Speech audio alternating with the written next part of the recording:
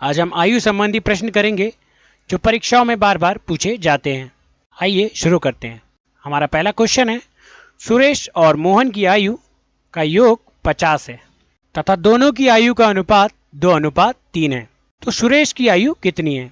तो हमें इस सवाल में सुरेश की आयु को बताना है। तो इस सवाल में हमें सुरेश और मोहन की आयु का योग दिया हुआ है और तथा दोनों की आयु का अनुपात जो दिया है वह अनुपात है 2:3। तो सबसे पहले हम इस अनुपात को टोटल कर लेंगे। तो 2 + 3 जब हम टोटल करते हैं तो हमें क्या प्राप्त होता है? हमें होता है प्राप्त 5।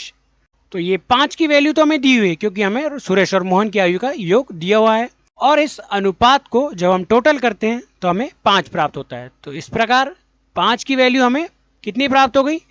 5 की वैल्यू हमें 50 प्राप्त हो गई है। और हमें आयु किसकी पूछा गया है? तो हमें सुरेश की आयु पूछी गई है। तो सुरेश का अनुपात कितना है? सुरेश का अनुपात है 2। कितना है दोस्तों? 2। तो 2 की वैल्यू हमें निकालना है। तो 50 × 2 / 5। तो 5 का पहाड़ हम ऐसा पढ़ेंगे कि 50 कट जाए। तो 5 × 50 और 10 × 2 बराबर कितना होता है? तो 10 × 2 बराबर 20। तो ये सुरेश की आयु हमें प्राप्त हो चुकी है। कितनी हुई? 20। सुरेश की आयु 20 होगी। क्वेश्चन नंबर 2, पिता की आयु पुत्र की आयु की 2 गुनी है तथा उनकी आयु का योग 60 वर्ष है। तो पुत्र की आयु कितनी है? तो इस सवाल में हमें अनुपात नहीं दिया हुआ है, अनुपात हमें बनाना है। तो अनुपात हम कैसे बनाएंगे? देखिए, पिता की आयु पुत्र की आयु की 2 गुनी है, अर्थात जब पुत्र की आयु 1 होगी तो पिता की आयु कितनी हो जाएगी? 2 गुनी अर्थात 2। तो ये हमारा अनुपात बन गया है। क्या अनुपात बना? 2:1। अब हमें उनकी आयु का योग दिया हुआ है। कितना दिया हुआ है? 60 वर्ष। और हमें पुत्र की आयु निकालना है। तो अब हमने टोटल कर लेते हैं। तो 2 और 1 कितना होता है? 2 और 1 होता है 3। और इसकी वैल्यू कितनी है? तो इसकी वैल्यू है 60, क्योंकि जब हम दोनों अनुपात का टोटल करते हैं तो हमें 3 प्राप्त होता है और दोनों की आयु का योग कितना है? 60 वर्ष। तो अनुपात में इनका योग 3 होता है और संख्या में 60 होता है।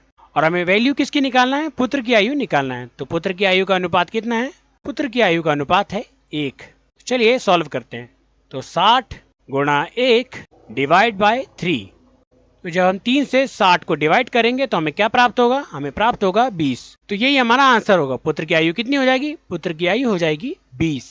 क्वेश्चन नंबर 3, ए तथा बी की आयु का अंतर 15 वर्ष है तथा उनकी आयु का अनुपात 2:5 है।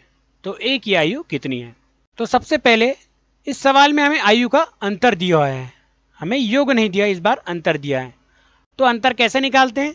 जब हम ए की आयु में से बी की आयु घटाएंगे तो हमें अंतर प्राप्त होता है। उसी प्रकार जब इनका अनुपात हम देख रहे हैं कि कितना दिया है? 2:5 दिया हुआ है। जब हम 5 में से 2 घटाएंगे तो हमें कितना प्राप्त होगा? हमें प्राप्त होगा 3। तो यही हमारा अंतर होगा। जब हम 5 में से 2 को घटाएंगे तो हमें 3 प्राप्त होगा और यही हमारा अंतर है। तो अनुपात में हमारा अंतर कितना हुआ? 3। और संख्या में अंतर या वर्ष में अंतर कितना हुआ? तो वर्ष में अंतर हुआ 15।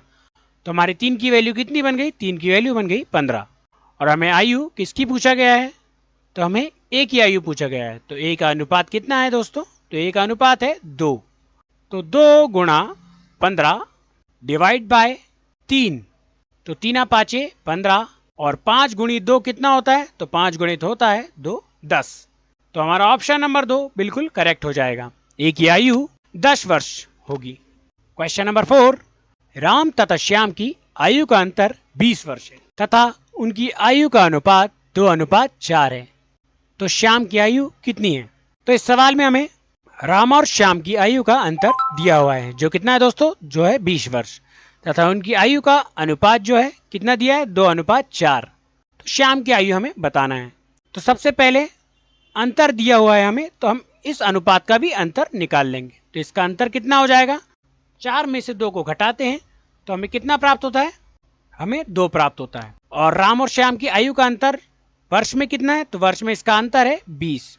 अनुपात में अंतर है दोनों का 2 और वर्ष में है 20। तो 2 की वैल्यू कितनी हो जाएगी? 2 की वैल्यू हो जाएगी 20। और हमें श्याम की आयु पूछा गया है। तो श्याम का अनुपात कितना है? श्याम का अनुपात है 4। तो 4 × 20 / 2। तो 2 दूनी 4 और 2 गुणित 20 जब हम करते हैं तो 20 दूनी कितना प्राप्त हो जाएगा हमें? 20 दूनी हमें प्राप्त हो जाएगा 40। तो हमारा ऑप्शन नंबर 1 बिल्कुल करेक्ट हो जाएगा। श्याम की आयु 40 वर्ष हो जाएगी। क्वेश्चन नंबर 5, राघव तथा रवि की आयु का योग 70 वर्ष है तथा आयु का अनुपात 2:3 है। तो रवि की आयु कितनी है? तो इस सवाल में हमें दोनों की आयु का योग दिया हुआ है। कितना दिया हुआ है? 70 वर्ष। और दोनों की आयु का अनुपात 2:3। तो योग दिया होने के कारण हम अनुपात का भी योग कर लेते हैं। तो ये दोनों का योग कितना हो जाएगा? 3 और 2 बराबर 5। कितना होगा दोस्तों? 5। जब हम 3 + 2 करते हैं तो हमें प्राप्त होता है 5। और राघव तथा रवि की आयु का योग कितना दिया हुआ है हमें? 70। तो इसका अनुपात में योग होता है 5 और वर्ष में होता है 70। तो 5 की वैल्यू कितनी हो गई? 5 की वैल्यू हुई 70। और रवि की आयु हमें निकालना है। तो रवि की आयु का अनुपात कितना है? रवि की आयु का अनुपात है 3। कितना है दोस्तों? 3।